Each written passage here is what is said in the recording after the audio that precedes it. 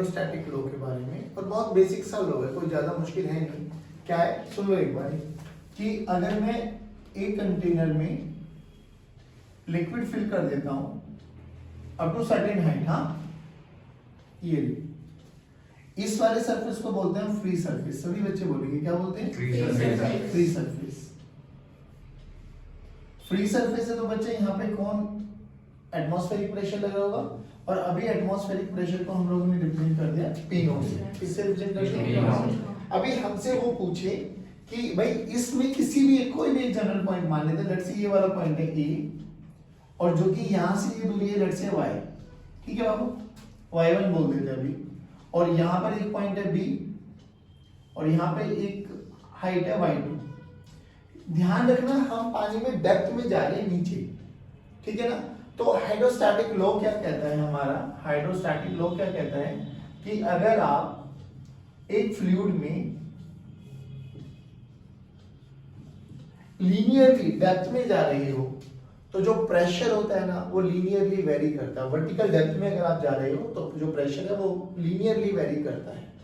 अगर मुझसे कोई पूछे कि इस पॉइंट ए पर प्रेशर कितना होगा, तो बड़ा सिंपल सा फंडा है भाई, एटमॉस्फेरिक प्रेशर तो है, तो प्रेशर एट ए कितना हो जाएगा बाबू?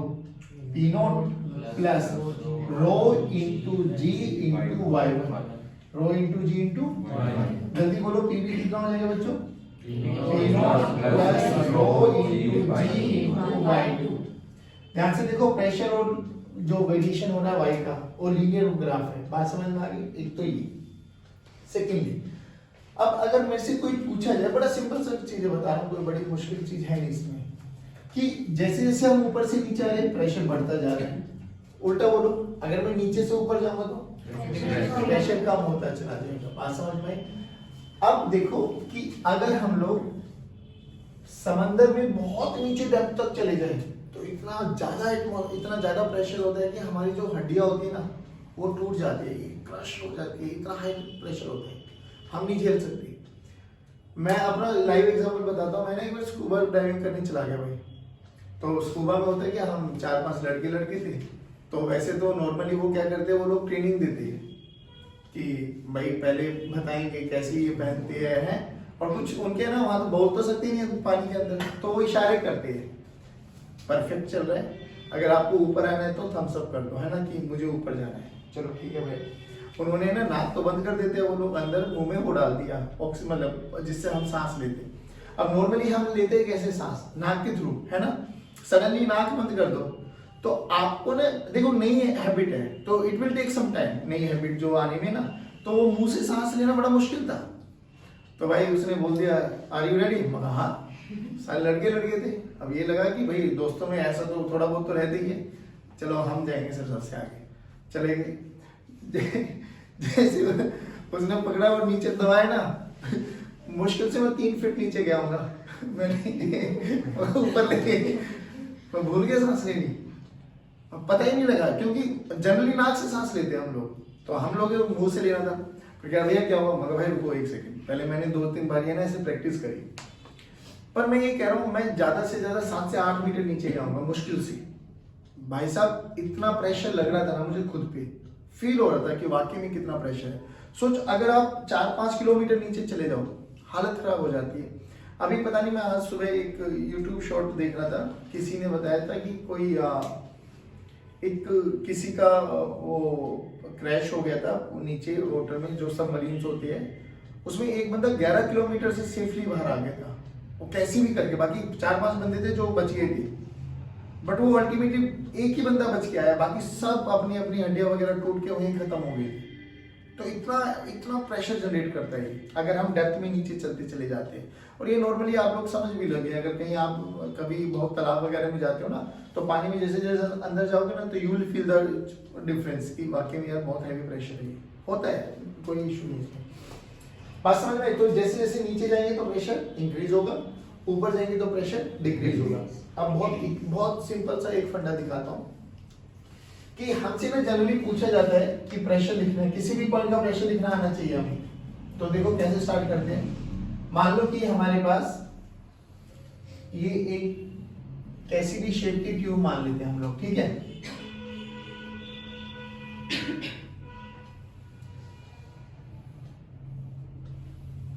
ठीक है बच्चों, इसमें हमने फ्लूइड फिल कर दिया, ठीक, सेम डेंसिटी, एक ही डेंसिटी का फ्लूइड हमने इसमें फिल कर दिया, ये लो।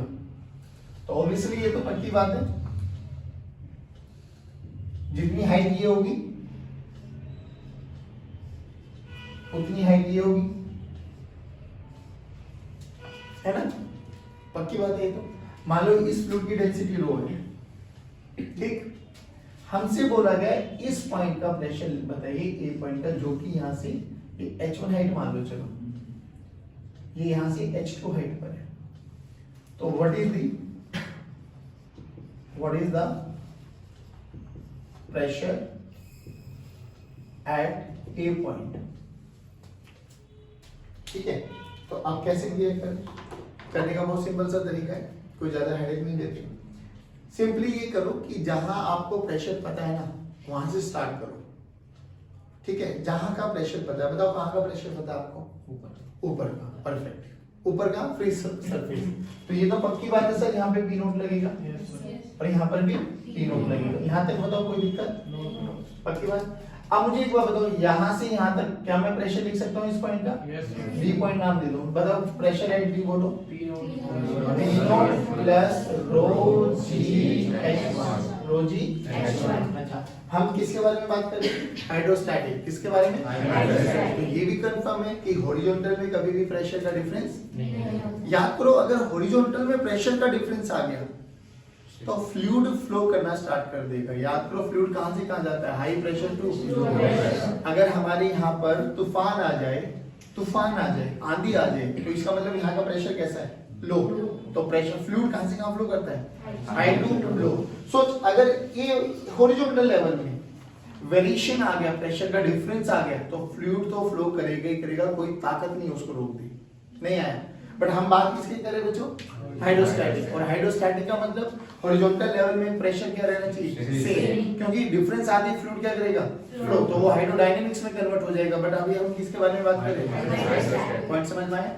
सोच के देख, अगर बी का पॉइंट मैंने निकाल लिया प्रेशर, तो सी पे बोलो कितना होगा, सेम, सी पे बोलो कितना होगा, सेम, तो सी पे भी यही रहेगा, तो PB this is equals to PC. पहले यहां तक बताओ किसी बच्चे को कोई दिक्कत, लेकिन मेरा काम यहां थोड़ी ना है, यहां से यहां तक जाना है डी तक, क्या मैं जा सकता हूं, तो बताओ ऊपर जा रही है नीचे, ऊपर जा रही तो प्रेशर कम, ऊपर जा रही तो प्रेशर कम होगा तो माइनस, कम होगा तो माइनस। पहले पीबी लिख दो, कितना है पीबी बोलो कितना है, P naught plus rho g H1। अब ऊपर जा रही, ऊपर कितना जा रही है H2, तो प्रेशर डिक्रीजेस, रो जी H2 नहीं आया, ये किसका प्रेशर बना बेटा हमारे पास, ये बना प्रेशर है डी। अब प्रेशर है डी जो है तो वही प्रेशर है ए होगा, क्यों होगा रीजन बोलो, हॉरिजॉन्टल में कभी भी प्रेशर डिफरेंस नहीं होगा, नहीं, अगर प्रेशर डिफरेंस आ गया तो ये है ना, तो पी बोलो, पी ये बोलो कितना आ गया बच्चों, P naught plus rho g H1 minus rho g H2 नहीं है। सोच अगर कोई मेरे से पूछे कि यहाँ से चल के यहाँ तक आना है सर, क्या मैं आ सकता हूँ, बिल्कुल आ सकते हैं, बोलो पी पे चलना है, पी का प्रेशर बोलो, अभी भी लिखा है P naught plus rho g H1 minus rho g H2 minus, हाँ ये पी का प्रेशर है। अब कह रहे सर यहाँ पे चलते हैं, चलो है ना, इस पॉइंट का नाम दे देते हैं हम ई पॉइंट पे आना है ना, व्हाट टू डू कुछ नहीं, पहले यहाँ से देखो, यहाँ से नीचे आ रही है तो इंक्रीज या डिक्रीज, इंक्रीज तो प्लस कितना रो जी H2, फिर यहाँ से यहाँ तक सेम रहेगा, फिर ऊपर जा रहे बोलो डिक्रीज कितना, माइनस रो जी H1, तो बताओ कितना बना, अरे नहीं आया, पक्की बात।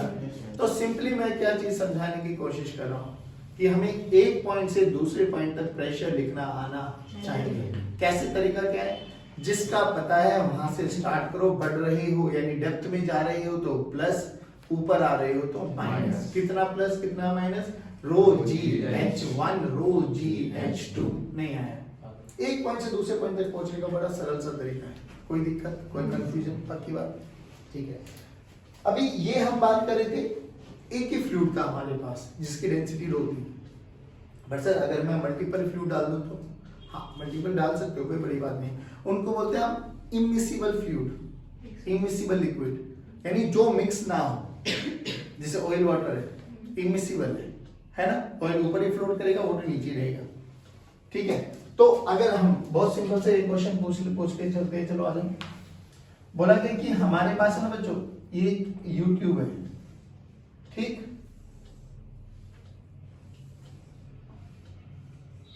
ये रहा डन। इसमें हमने क्या किया, हमने दो अलग अलग फ्लूइड इंसिडेंट कर, मतलब इसमें फिल कर दिए, और ये कोई एक हमारे पास प्लंजर है, प्लंजर समझिए जो सेपरेट कर रहे हैं, अभी पंप है हमारे पास, हमने यहां पर एल्हाइड एक फ्लूइड भरा, ठीक है, ये वाला, और यहां पर हमने सेम एल्हाइड पर ही और दूसरा लेवल का फ्लूइड भरा, मतलब दूसरी डेंसिटी का। पहले बताओ ये समझ में आया? चलो इसकी डेंसिटी रो मान लेते, इसकी डेंसिटी 2 रो मान लेते, ठीक। अगर मैं इसको हटा देता हूं, इफ आई रिमूव, अच्छा ये दोनों इमिसिबल है, ये मिक्स नहीं होंगे, ध्यान रखना अभी। अगर मैं इसको हटा देता हूं, इफ आई रिमूव दिस, तो क्या होगा? ऐसा कैसे रहेगा? ध्यान से देखो, फ्लो करेगा। अच्छा पहली बात तो क्यों फ्लो करेगा, ऐसा क्यों आइडिया है तुम्हें? भाई फ्लो नहीं करने का रीजन बताओ ना, अभी तो सिखाया है, हॉरिजॉन्टल में प्रेशर सेम होना चाहिए, तो मैं इतना क्यों सोच रहे हो? आप अपना बेसिक के साथ जाओ ना, इस पॉइंट को मान लो ए और इस पॉइंट को मान लो, अगर पी ए पी बी बराबर आ गया तो फ्लो करेगा ही नहीं, हटा दो फिर तो ये एज इट इज रहेगा। अगर पी ए बड़ा आ गया पी बी से तो फ्लो करेगा, या पी बी बड़ा आ गया पी ए से तो भी फ्लो करेगा, या वो तो या तो राइट से लेफ्ट में जाएगा या लेफ्ट से राइट। तो सिंपली क्या करो, पी ए निकालो, जल्दी बोलो पी ए निकालने का तरीका, जल्दी। P A P naught plus rho, rho की वैल्यू यहां पे 2 रो जी एल एल नहीं आया बाबा, चलो पी बी बोलो बेटा, P naught plus rho g L, ठीक है। चेक करो P rho P A plus P B, P A और पी बी में से which one is at higher pressure? P A, तो पी ए का हायर प्रेशर है, पी बी लोअर प्रेशर है, तो लिक्विड फ्लो करेगा जरूर, क्योंकि हॉरिजॉन्टल लेवल पे प्रेशर डिफरेंस आ गया है। कहां से कहां तक? A to B, A to B. अरे हमें समझ में नहीं आया, पक्की बात, श्योर श्योर पक्की बात। वही पूछा कि बताओ ये कितना डिस्प्लेस होगा, फाइंड एक्स, कुछ नहीं करना हमें, हो गया बस हमारे पास। ये तो सच्चाई है ना कि ये यहाँ से यहाँ तक भाई फ्लो करेगा। अब जो ये इनिशियल लेवल था, तो ये जाहिर बात है ये ऊपर चला जाएगा और ये है ना, ऐसा होगा, ऐसे मत देखो, मुझे नहीं आया समझ में। तो ये पहले बताओ, ये समझ में आया कि इसको हटाते ही फ्लूइड जो है फ्लो करेगा ए टू बी, गॉट इट। अब देखो, अब हमने बोला कि चलो सर जब फ्लूइड फ्लो करेगा तो चलो निकालते ही कितना फ्लो करेगा, कितने ऊपर तक जाएगा।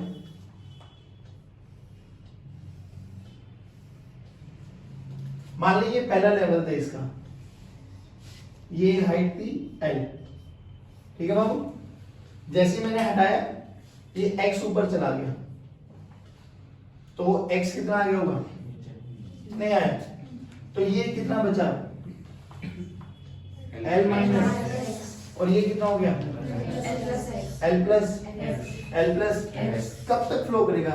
जब तक एक हॉरिजॉन्टल लेवल में सेम प्रेशर, तो अभी भी प्रेशर ये पॉइंट बी मान लो और ये पॉइंट, अरे नहीं आया रे, पक्की बात। तो बाद में हाइड्रोस्टैटिक कंडीशन में क्या हो जाएगा? P A must be equal to P B बोल कितना हो जाएगा?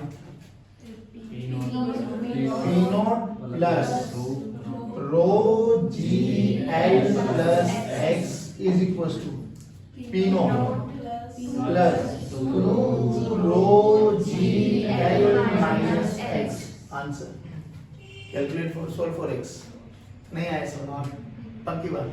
सिंपल फंडा समझ में आ रहा है तुम्हें, मैं जल्दी समझाने की कोशिश कर रहा हूं कि हाइड्रोस्टैटिक रो मुझे आनी चाहिए, पॉइंट नंबर 1। किसी भी एक पॉइंट से दूसरे पॉइंट तक मुझे आना चाहिए। बढ़ रहे हो तो प्लस करते चले जाओ, घट रहे हो तो सॉरी, अगर नीचे डेप्थ में जा रहे हो तो प्रेशर बढ़ रहा है तो प्लस, घट रहा है तो माइनस। फिर एक ही फ्लूइड था, अलग बात थी। अगर दो इमिसिबल आज दो आ जाए, तीन आ जाए, यार हमें क्या दिक्कत है? हमें तो बस बेसिक चीज समझ में आनी चाहिए कि अगर मैं इसको हटा भी दूं तो सिंपली ये देख ले क्या हॉरिजॉन्टल लेवल पे किसी भी एक लेवल पे प्रेशर सेम है या अलग अलग है? अगर अलग अलग है तो मूव करेगा, मूव करेगा तो कहां से कहां जाएगा? हायर से लोअर की तरफ जाएगा। कब तक जाएगा? जब तक हॉरिजॉन्टल लेवल पे प्रेशर क्या ना जाए, सेम। तो ऐसे करते करते ये एक पर्टिकुलर हाइट को गेन कर लेगा, वो एक पर्टिकुलर हाइट लूज कर देगा, फिर एक लेवल पे आ जाएगा। तो लेवल पे आते ही ये बी के बराबर हो जाएगा। प्रेशर इसमें तो हमें आती है, नहीं आया बेटा समझ? बाकी बाकी चलो इसको नोट कर लो। देखो एक क्वेश्चन करते हैं, बहुत बेसिक सा है।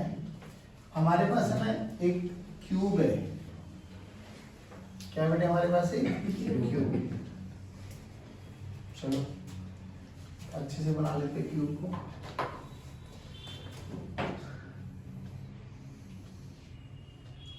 क्यूब की साइड ये मान ली हम लोगों ने,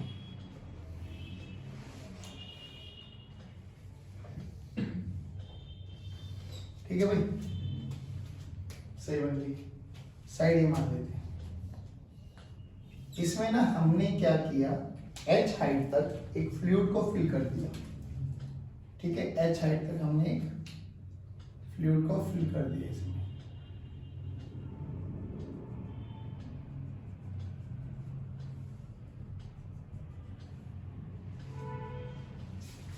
ठीक है। और ये h हाइट, ठीक है बच्चों। अब इसका फेस का नाम दे देता हूं मैं। This is A, this is B, this is C, this is D and this is E, F and G and H. और यहां से एक फ्लूइड है मेरे पास, हाँ मैंने इसमें एक फ्लूइड फिल कर दिया है, जिसकी डेंसिटी कितनी है? रो, ठीक है। चलो अब तुम समझ गए ना ये कैसे है। हमसे बोला गया what is the force, what is the force, what is the force exerted by the liquid, exerted by the liquid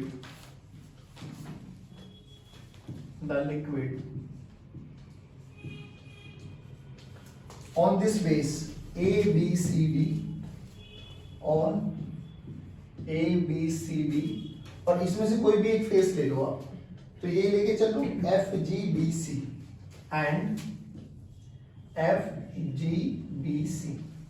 पहले बताओ ये समझ में आया हमें क्या कैलकुलेट करना है? Force.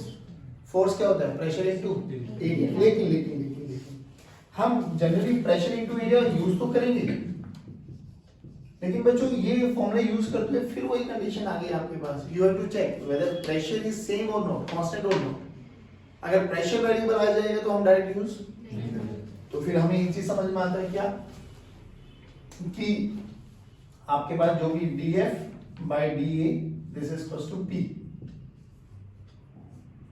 dF by dA, this is equals to P, change in pressure, change in force by per unit change in area। Check करो तो dF अगर मुझे कैलकुलेट करना हो तो dF क्या निकालूंगा यहाँ से? P into dA, और इसको विदिन दी प्रॉपर लिमिट्स रखो, इंटीग्रेट कर दो।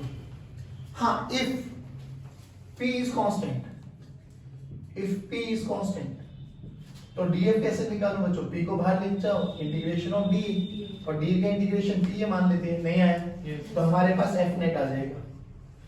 तो अगर प्रेशर कांस्टेंट है तो मैं ये वाला फॉर्मूला डायरेक्ट यूज कर सकता हूं, बट अगर प्रेशर कांस्टेंट नहीं है, वो लीनियरली वेरी कर रहा है, कैसे भी वेरी कर रहा है, तो फिर मुझे इंटीग्रेशन के साथ जाना पड़ेगा with in the proper limits. Now पहले ये वाला क्वेश्चन करते हैं हम लोग, ठीक।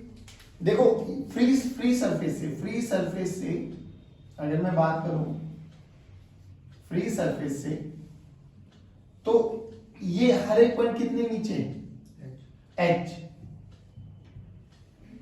इस 1 पे 2 पे 3 पे 4 पे 5 पे अगर मैं बात करूं तो प्रेशर कैसा है? कांस्टेंट। कितना है? P नॉट प्लस रो जी एच, नहीं आया।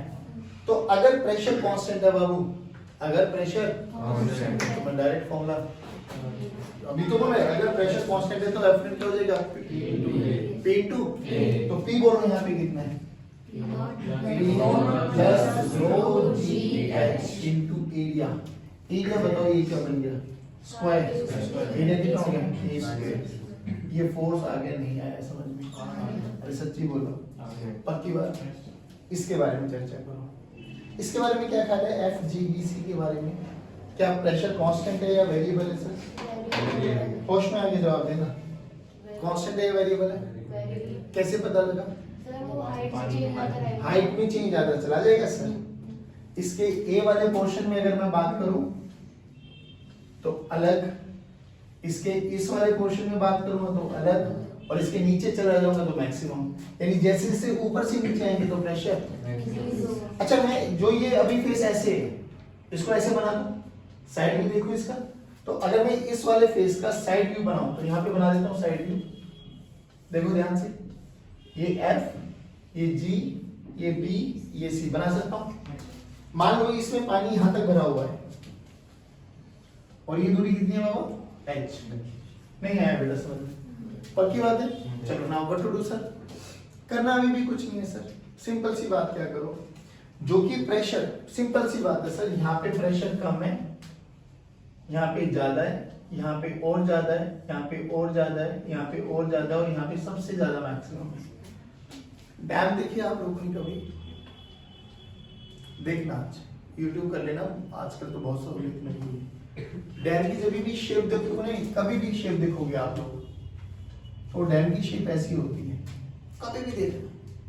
जो उसका बेस होता है ना डैम का, सबसे स्ट्रॉन्ग बनाया जाता है। क्यों बनाया जाता है? रीजन समझ में आ जाएगा।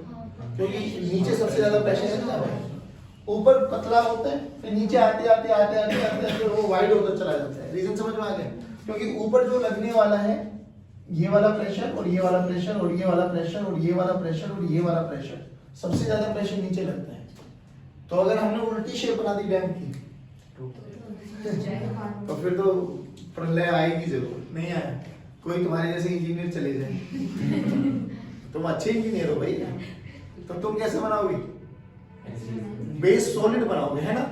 जैसे अभी तुम बनाते हो अपना बेस सॉलिड। सभी सब्जेक्ट का बेस तुम्हारा बहुत सॉलिड है, पीसीएमबी। कुछ भी पूछ के देखो तुम फटाक से आंसर फेंक के मारते, है ना? ऐसी बेस बनाना तुम्हें उसका भी। भाई तुम आधारशिला हो ना भारत की, ऐसे क्या देख रहे हो? हंस रहे हो अपने ऊपर, अपने ऊपर डाउट रख रहे हो। चलो पहली बात तो ये आ गई समझ में। अब क्या करें? अब ये तो पक्की बात है सर, इसमें प्रेशर वेरिएबल है, प्रेशर वेरिएबल है तो वी गो विद दिस वाला फॉर्मूला। तो फिर क्या करते हैं, क्यों ना y पे जाके एक dy की एक स्ट्रिप ले लें। याद आ गया? y पे जाके dy की एक स्ट्रिप ले ली।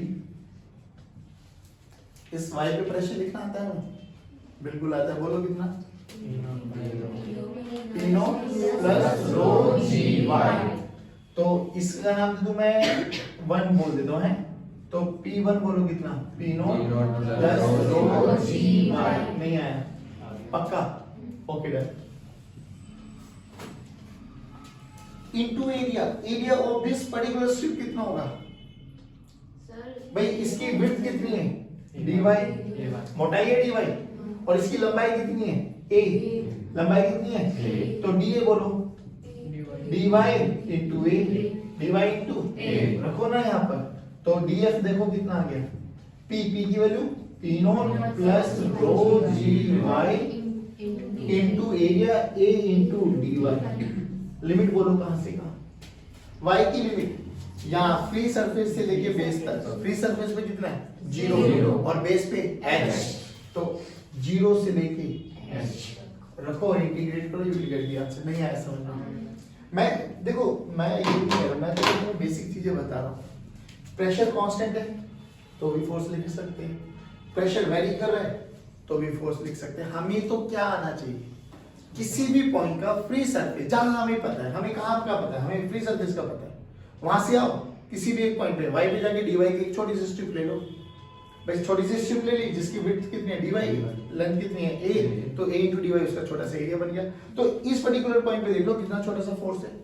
विद इन प्रॉपर लिमिट रखो, क्योंकि इंटीग्रेशन हमें इसी से तो बचाता है कि छोटी छोटी स्ट्रिप्स का मान के एक का मान with in the proper limit रखो, इंटीग्रेट कर दो, you will get the answer. बहुत अच्छा क्वेश्चन है, बताओ आया नहीं ऐसे में। कांस्टेंट फोर्स भी कर लिया, वेरिएबल भी कर लिया। अच्छा ये तो मैंने ये वाला फेस लेके चले, आप कोई भी फेस ले लो वर्टिकल डायरेक्शन में तो सभी के सभी में सेम आएगा आंसर, नहीं आया बच्चों? पक्की बात। अब क्या करोगे, P naught into A d y plus rho g y A into d y रखोगे, दोनों अलग अलग करोगे, इंटीग्रेट कर दोगे ना, you will get the answer. यहाँ तक बताओ किसी बच्चे को कोई दिक्कत? पक्की बात। उतार। चलो बच्चों देखो, अब ना दो डिवाइस पढ़ते हैं हम लोग, एक हम जिसको बोलते हैं मर्करी बैरोमीटर,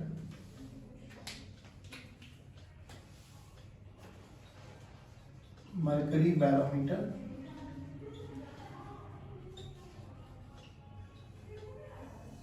बेसिकली प्रेशर की ना एक यूनिट और है, वो यहीं से डिराइव की गई है, जो कल मैं बता भी रहा था, 76 सेंटीमीटर ऑफ मर्करी कॉलम। ये क्या मतलब है सर, हम तो नहीं समझे इसका, अभी आई कैसे होता है। उन्होंने क्या किया, एक कंटेनर लिया, ठीक है, अभी तो भले ही इसमें पानी डाल ले, मर्करी डाल लियो, कोई दूसरा सॉल्यूशन डाल लेना, तो you will feel the difference. मैं पानी से लेके दिखा देता हूँ पहले। हाँ, इन्होंने क्या किया, इसमें पानी ले लिया पहले, फिर तुम्हें अभी कैलकुलेशन करेंगे ना, तुम्हें साथ के साथ डिफरेंस समझ में आ जाएगा। और एक ये वाली ट्यूब लिया हमने, ये ट्यूब आप लोगों ने केमिस्ट्री लैब में देखा होगा, बहुत बड़ी ट्यूब, अभी देखते हैं कितनी हाइट आती है इसकी। इसमें हमने क्या किया वो समझना, इसमें हमने इसको उठाया और इसमें पानी भर लिया, पानी भर लिया तो क्या हुआ, एयर नहीं रही इसमें, और पानी जैसे इसमें पूरा भर दिया ना, इसको थंब लगा दी ऊपर से, थंब लगा के ना, मान लो इसमें ऐसे पानी भर लिया, अब इसमें से ऊपर से थंब लगा के ना इसमें छोड़ दो और पानी हटा लो, अब इसमें एयर नहीं है, ध्यान रखना। तो यू विल रियलाइज कि जैसे आप इसको ऊपर लेके आने लगे ना, तो इसका जो पानी था वो धीरे धीरे धीरे धीरे धीरे धीरे धीरे धीरे नीचे आने लगा। अब जब वो धीरे धीरे नीचे आने लगा तो क्या हुआ, एक पॉइंट पर आके वो रुक गया, है ना। तो रियलिटी में हुआ क्या, जैसे आपने इसको ऐसे किया तो इसमें एक पॉइंट पर आके पानी रुक गया। अब पानी फ्लो क्यों किया, पहली बात तो पानी फ्लो इसलिए क्या होगा क्योंकि प्रेशर डिफरेंस आ गया होगा। फिर रुक क्यों गया, कि अब प्रेशर सेम आ गया होगा।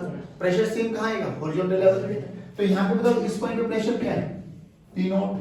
अरे बोलो भाई, अगर मैं इसको A मानूं इसको B मानूं तो मैं बोल सकता हूँ कि हॉरिजॉन्टल लेवल पे प्रेशर क्या रहेगा, सेम। और यहाँ पे वैक्यूम क्रिएट हो गया, क्या क्रिएट हो गया बच्चों, वैक्यूम का प्रेशर जीरो। मान लो यहाँ पे कोई भी ए पॉइंट मान लेते या कुछ भी ए बी यहाँ सी मान लेते, तो पीसी अप्रोक्सीमेटली जीरो।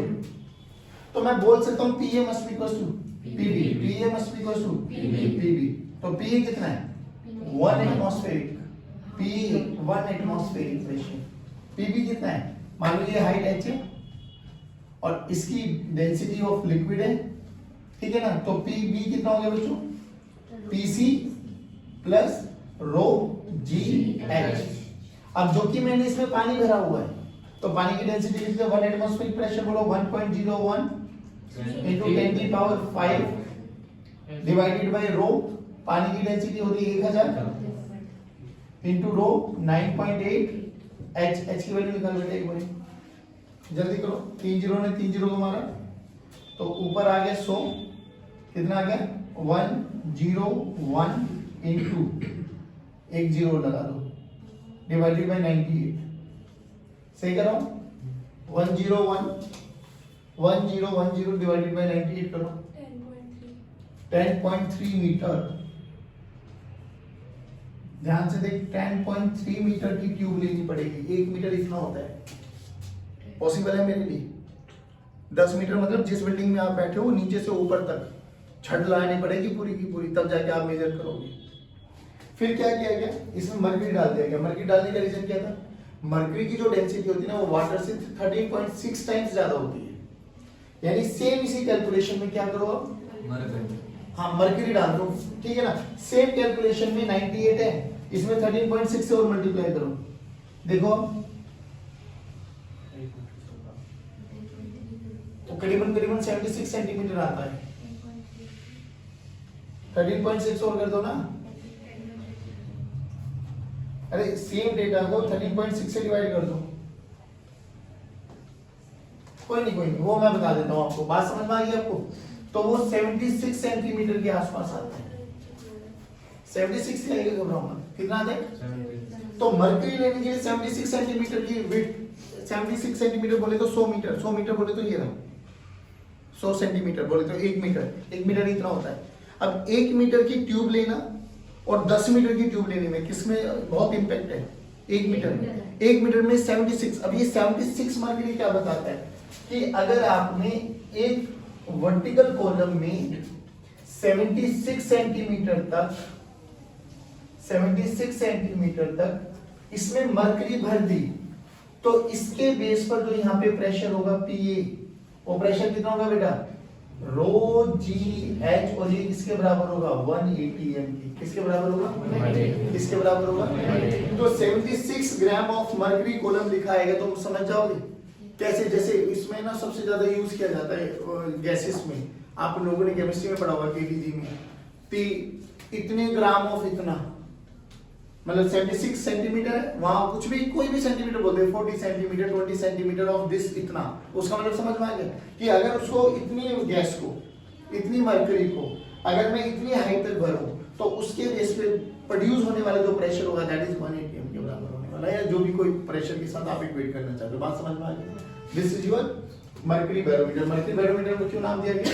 क्योंकि इसमें मरकरी रखा गया in case of instead of water में देख लिया 10.3 के आसपास रख दी, इसमें देख ले 76 सेंटीमीटर में हमारा काम चल पा रहा है। बात समझ में आई? पक्की बात। इसको इन्वेंट किया गया था, एक टॉर्सली साइंटिस्ट हुआ करते थे हमारे, तो इसको टॉर्सली बैरोमीटर भी बोल दिया जाता है। बात समझ में आ गई? चलिए, thank you very much, have a good day.